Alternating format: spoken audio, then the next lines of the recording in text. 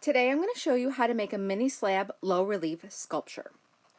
The first thing that you have to do is measure out a 5 by 7 rectangle.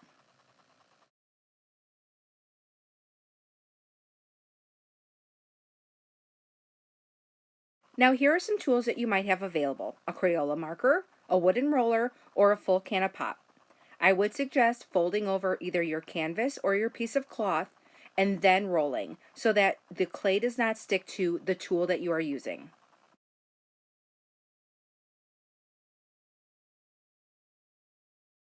You're going to roll out your piece of clay into a slab. A slab is best rolled to 1/4 inch or the height of a pencil. Now you're going to cut out your 5 by 7 rectangle from your template or your piece of paper. Put it on top of your 1/4 inch slab and using a tool, gently trace around your template. After you've traced lightly around your template, take the piece of paper off and either use a needle tool, a plastic butter knife, or a wooden sharpened dowel rod. Dip it in the water and then slowly press a little bit harder on the lines that you've made. You're going to continue to dip the tool in the water and then slowly press all the way down so that you get clean lines and edges. Now you're going to take the image that you drew on your sketch paper, whether you used guided access to trace or drew freehand. Here are two ways to transfer your image onto the clay. The first one is to press really hard with pencil, put the pencil face down on your slab, and rub really hard. When you peel the paper back, you will have an imprint of the lead that transferred onto the clay. The other option is to put your drawing face up on the slab of clay. You're going to take a pencil that is not too sharp and you are going to lightly indent, tracing around your drawing with that pencil. You're going to go as fast as you can so that the paper does not get soggy and want to stick to that slab of clay. It's going to a little bit, but that's all right. You can always peel that wet paper away.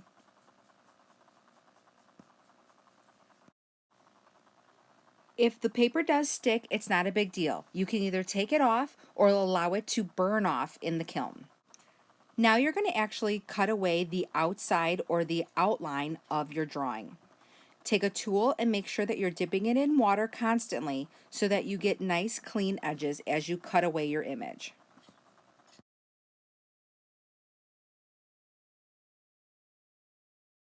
Now you can either take a tool or your fingers and dip them into water and rub away any of those rough edges. Now we're going to take a little bit of clay and start building the face into a 3D image. I have a little bit of clay that I'm rolling into a little coil, and that is going to be the lines that are going to go above the eyebrows. Now remember, anytime you're going to add clay onto another piece of clay, we want to score and add either a little bit of water or a little bit of slip. This will ensure that the pieces that you're adding are going to dry at the same rate as the piece underneath it. If they dry at different times, all of that hard work that you're going to do to add your details will be for nothing because all of your details will just pop off. When clay dries, it shrinks, and it has to dry and shrink at the same time.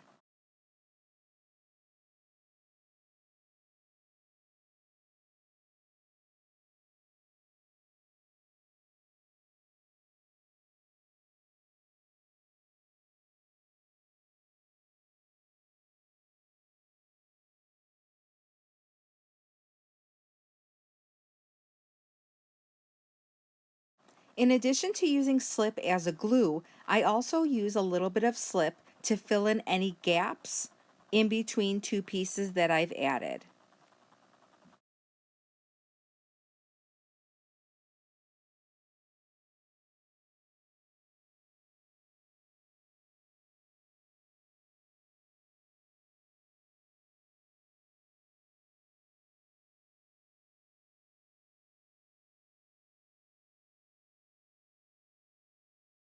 Now, in addition to adding things on top, it's also important to indent some parts so that they look really 3D.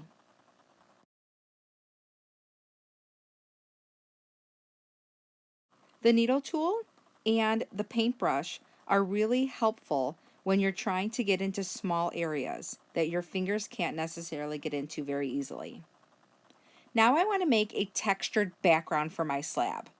Now with this texture plate, you can use your hand, or I'm using a marker just to press those textured lines into that slab below. You don't have to press super hard, but firm enough that the design transfers down.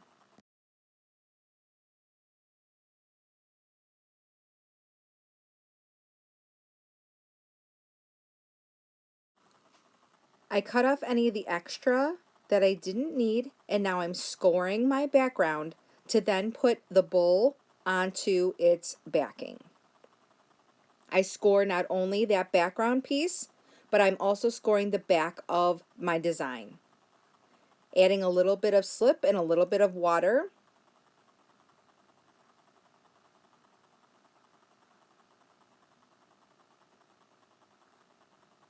And now I'm going to set it where I need to in the center and then press down. I'm going to try to press all around my design to make sure that there's no air bubbles trapped below it. If there's an air bubble that's trapped in between the two layers, the top piece will actually blow off of that slab. So we want to make sure that there's no air gaps. I'm going to take my tools and make sure everything is in place, clean up any lines that I need to.